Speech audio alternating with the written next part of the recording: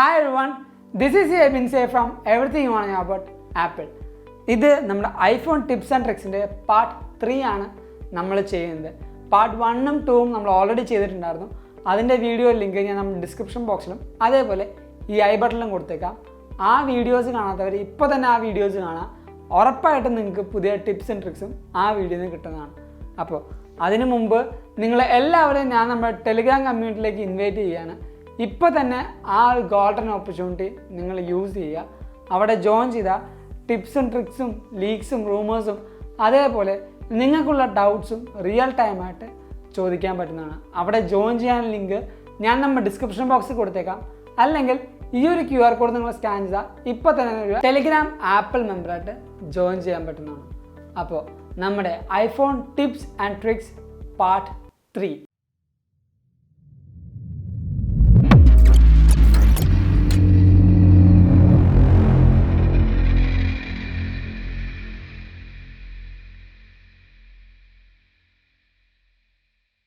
അപ്പോൾ നമ്മുടെ ഏറ്റവും ആദ്യത്തെ ടിപ്പ് എന്താണെന്ന് വെച്ചിട്ടുണ്ടെങ്കിൽ നമ്മുടെ ഫോട്ടോസിലാണ്.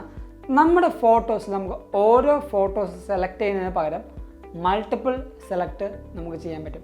അതെങ്ങനെയാണെന്ന് വെച്ചാൽ നമ്മുടെ ഈ ഒരു സെലക്ട് എന്നുള്ള ഓപ്ഷൻ എടുത്തിട്ട് നമ്മുടെ ഫിംഗർ കൊണ്ട് നമ്മൾ ചുമ്മാ ഡ്രാഗ് ചെയ്താൽ മതി.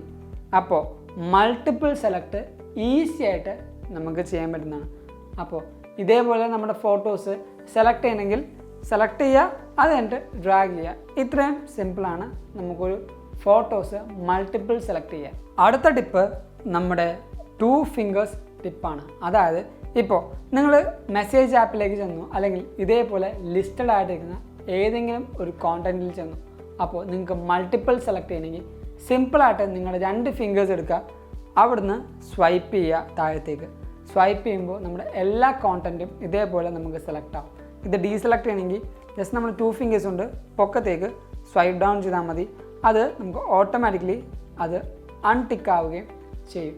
അപ്പോൾ ഇത്രയും എളുപ്പമാണ് നമുക്കൊരു സാധനം സെലക്ട് ചെയ്യാനും അതേപോലെ അൺസെലക്ട് ചെയ്യാനും. അടുത്ത വന്ന ടിപ്പ് നമ്മുടെ യൂട്യൂബിലാണ്. കാരണം നമ്മൾ ഓരോ വ്യക്തികളും യൂട്യൂബ് എപ്പോഴും ഡെയിലി യൂസ് ചെയ്യാറുണ്ട്. പക്ഷേ യൂട്യൂബിൽ നിങ്ങൾക്കറിയാൻ പാടാത്ത ഒരു ടിപ്പ് എന്താണെന്ന് വെച്ച് കഴിഞ്ഞാൽ, നമ്മുടെ ഡിവൈസിൽ നമ്മൾ വീഡിയോ കാണുമ്പോൾ ആ ഒരു വീഡിയോ ഫുൾ സ്ക്രീൻ ആക്കാൻ നമ്മൾ എന്ത് ചെയ്യും, ഇവിടെ ടാപ്പ് ചെയ്ത് ഈ ഒരു ഐക്കണിൽ നമ്മൾ പ്രസ് ചെയ്യും.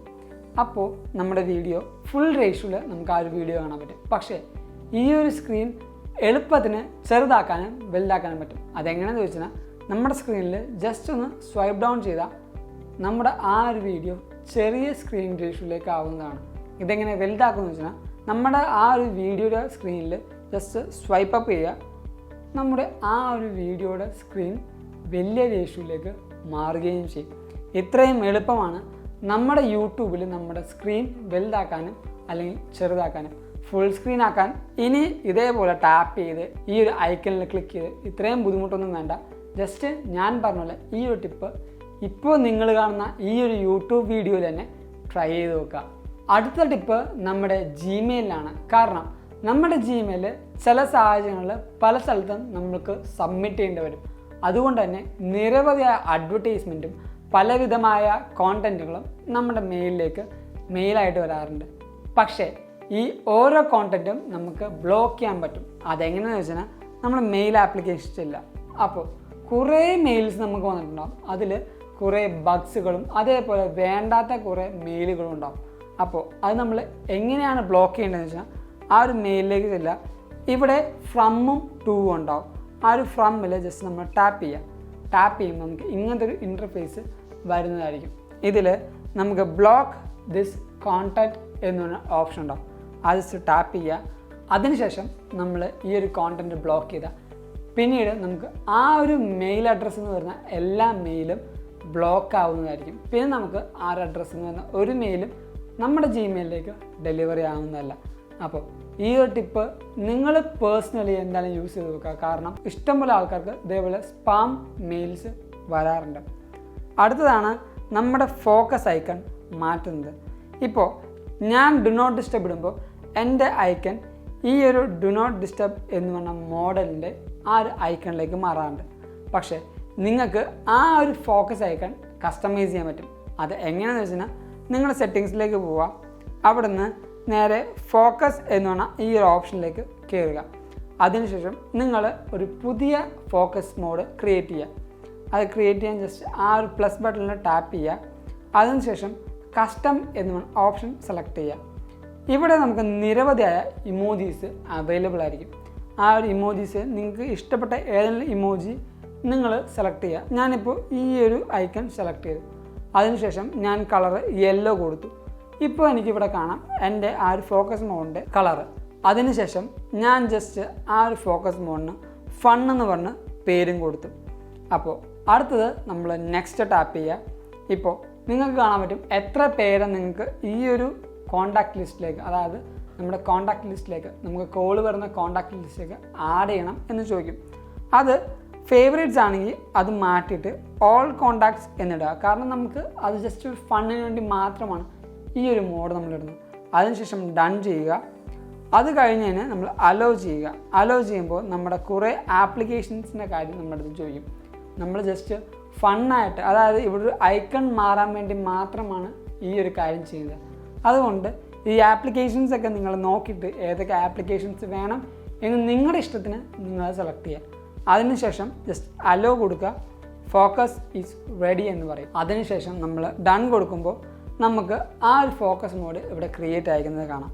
അപ്പോൾ അതെങ്ങനെ ഇടേണ്ടതെന്ന് വെച്ചാൽ സ്വൈപ്പ് ഡൗൺ ചെയ്ത് നമ്മുടെ കൺട്രോൾ സെൻറ്റർ എടുക്കുക, ഹോൾഡ് ചെയ്ത് പിടിക്കുക. അതിനുശേഷം നമ്മുടെ ആ ഒരു ക്രിയേറ്റ് ചെയ്ത കസ്റ്റം ഫോക്കസ് മോഡ് നമ്മൾ ടാപ്പ് ചെയ്യുക. അപ്പോൾ അത് ടാപ്പ് ചെയ്തതിന് ശേഷം നമ്മൾ നോർമലായിട്ട് ബാക്കിലേക്ക് പോകുമ്പോൾ നമുക്ക് ഇവിടെ കാണാൻ പറ്റും നമ്മുടെ ചേഞ്ച് ചെയ്ത ഐക്കണിൻ്റെ ആ ഒരു വ്യത്യാസം. ഇപ്പോൾ നിങ്ങൾക്ക് ഇഷ്ടമുള്ള രീതിയിൽ ആ ഒരു ഫോക്കസ് മോഡും നിങ്ങൾക്ക് മാറ്റാൻ പറ്റുന്നതാണ്. അപ്പോൾ ഈ ഒരു ടിപ്പും നിങ്ങൾ എന്തായാലും യൂസ് ചെയ്ത് നോക്കുക.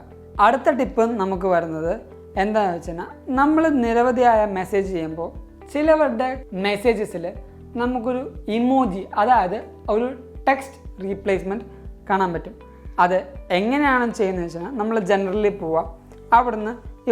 അവിടുന്ന് കീബോർഡ്സ് എന്ന് പറഞ്ഞ ഓപ്ഷൻ നമ്മൾ ടാപ്പ് ചെയ്യുക. ഇപ്പോൾ ഇവിടെ ടെക്സ്റ്റ് റീപ്ലേസ്മെൻറ്റ് എന്ന് പറഞ്ഞ ഓപ്ഷൻ കാണാം. അത് ഞാൻ ടാപ്പ് ചെയ്യുമ്പോൾ ഇപ്പോൾ നിങ്ങൾക്ക് കാണാൻ പറ്റും ഞാൻ ആപ്പിൾ എന്ന് ടാപ്പ് ചെയ്തിട്ട് ഒരു ചെറിയ ആപ്പിളിൻ്റെ ലോഗോ ഇവിടെ കൊടുത്തിട്ടുണ്ട്. അതേപോലെ നിങ്ങൾക്കും നിങ്ങളുടെ ഇഷ്ടത്തിനുള്ള ടെക്സ്റ്റ് റീപ്ലേസ്മെൻറ്റ് കൊടുക്കാൻ പറ്റും. ഇപ്പോൾ ഞാനിവിടെ OMW എന്നിട്ടുണ്ട്, അതായത് ഓൺ മൈ വേ എന്നിട്ടുണ്ട്. അതേപോലെ ഇപ്പോൾ ഞാനൊരു കസ്റ്റമായിട്ട് തമാശക്ക് ഒരു കാര്യം ചെയ്ത് കാണിച്ചാൽ ഇപ്പോൾ എന്താ വെച്ചാൽ ഇപ്പോൾ നമ്മളൊരു ഫ്രേസ് ക്രിയേറ്റ് ചെയ്യണം. ഞാനിപ്പോൾ ക്രിയേറ്റ് ചെയ്യാൻ പോകുന്നത് ഓട് മോനെ കണ്ടം വഴി എന്നാണ്. അതായത് ഞാനിപ്പോൾ കാണിച്ചുതരാം. ഓട് മോനെ കണ്ടം വഴി. എന്നിട്ട് ഞാൻ OMKV എന്നിട്ടു. OMKV എന്നിട്ടപ്പോൾ ഞാൻ സേവ് ചെയ്ത, പിന്നെ ഞാൻ OMKV എന്നടിക്കുമ്പോൾ ഈ ഒരു ഫുൾ ഫ്രേസ് നമുക്ക് വരുന്നതായിരിക്കും. അപ്പോൾ OMKV എന്നടിക്കുക, നമ്മൾ ടെക്സ്റ്റ് റീപ്ലേസ്മെൻറ്റിൽ ആ ഒരു മെസ്സേജ് ആയിരിക്കും പോകുന്നത്. അപ്പോൾ ഇത്രയും എളുപ്പത്തിന് നമ്മുടെ ഫേവറേറ്റ് അല്ലെങ്കിൽ എളുപ്പത്തിനുള്ള ടെക്സ്റ്റ് റീപ്ലേസ്മെൻറ്റും നമുക്ക് ചെയ്യാൻ പറ്റുന്നതാണ്. അടുത്തതാണ് നമ്മുടെ ഫോഴ്സ് ആപ്പ് അപ്ഡേറ്റ്. അതായത് നമ്മുടെ ആപ്പ് സ്റ്റോറിലേക്ക് ചെല്ലുക. ആപ്പ് സ്റ്റോറിലേക്ക് ചെന്നിട്ട് നമ്മുടെ ആപ്പിൾ ഐഡിയിൽ ജസ്റ്റ് ടാപ്പ് ചെയ്യുക. അങ്ങനെ ടാപ്പ് ചെയ്യുമ്പോൾ നമ്മുടെ അപ്ഡേറ്റ് ചെയ്യാനുള്ള എല്ലാ ആപ്ലിക്കേഷൻസും ഇതേപോലെ ഇവിടെ ലിസ്റ്റ് ചെയ്തിട്ടുണ്ടാകും. നിങ്ങൾ എന്തായാലും നിങ്ങളുടെ ഡിവൈസിലെ iOS അപ്ഡേറ്റ് ചെയ്യുന്ന പോലെ തന്നെ മൊബൈലിലുള്ള ആപ്ലിക്കേഷൻസും നിങ്ങൾ അപ്ഡേറ്റ് ചെയ്യുക. എന്നാൽ മാത്രമാണ് നമ്മുടെ ആ ഒരു OSനനുസരിച്ച് നമ്മുടെ ആപ്പുകളും സ്മൂത്തായിട്ടും ഒപ്റ്റിമൈസ്ഡ് ആയിട്ടും റൺ ചെയ്യുകയുള്ളൂ. അപ്പോൾ ഈ ഒരു കാര്യം നിങ്ങൾ എന്തായാലും മറന്നു പോകരുത്. കാരണം നമ്മുടെ ഡിവൈസ് മാത്രം അപ്ഡേറ്റ് ചെയ്തിട്ട് നമ്മുടെ ഫോൺ ക്രാഷ് ആവുന്നു, ഓരോ ആപ്പുകൾ കയറുമ്പോൾ ക്രാഷ് ആവുന്നു എന്നൊക്കെ പറയുമ്പോൾ നമ്മുടെ ഈ ഒരു ഫോഴ്സ് അപ്ഡേറ്റും നമ്മൾ ഓർത്തിരിക്കുക. ഇതേപോലെ നമ്മുടെ ആപ്പുകളും നമ്മൾ അപ്ഡേറ്റ് ചെയ്തിരിക്കുക. എന്നാൽ മാത്രമാണ് ഒപ്റ്റിമൈസ്ഡ് ആയ പെർഫോമൻസ് നമുക്ക് ലഭിക്കുകയുള്ളൂ. അടുത്ത ടിപ്പ് എന്താണെന്ന് വെച്ചാൽ